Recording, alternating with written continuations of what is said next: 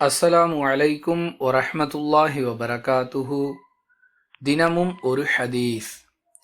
நாட்டு கழுதையை உண்ண வேண்டாம் என அல்லாஹுவின் தூதர் ஸல்லல்லாஹு அலைஹி வஸல்லம் அவர்கள் தடை விதித்தார்கள்.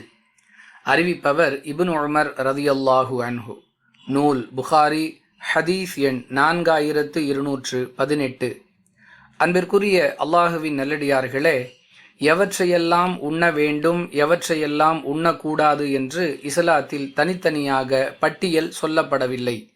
மாறாக எவையெல்லாம் உங்களுக்கு உண்ண தடை என்பது மட்டுமே சொல்லப்பட்டிருக்கிறது. எவை தடை செய்யப்பட்டிருக்கிறதோ அவற்றை தவிர மீதமுள்ள அனைத்தும் அனுமதிக்கப்பட்டவை என்பதை எளிமையாக புரிந்து கொள்ளலாம். அந்த வகையில் நாட்டு கழுதையின் இறைச்சியை அல்லாஹுவின் தூதர் ஸல்லல்லாஹு அலைஹி வஸல்லம் அவர்கள் தடை செய்திருக்கிறார்கள். அப்படியென்றால் காட்டு கழுதையின் இறைச்சி நமக்கு அனுமதிக்கப்பட்டிருக்கிறது என்பதை இந்த ஹதீஸிலிருந்து விளங்கிக் கொள்ளலாம்.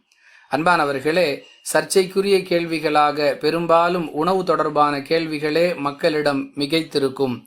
அந்த வரிசையில் நாட்டு கழுதை தடை செய்யப்பட்டது, காட்டு கழுதை அனுமதிக்கப்பட்டது என்பதை கவனத்தில் கொள்ள வேண்டும்.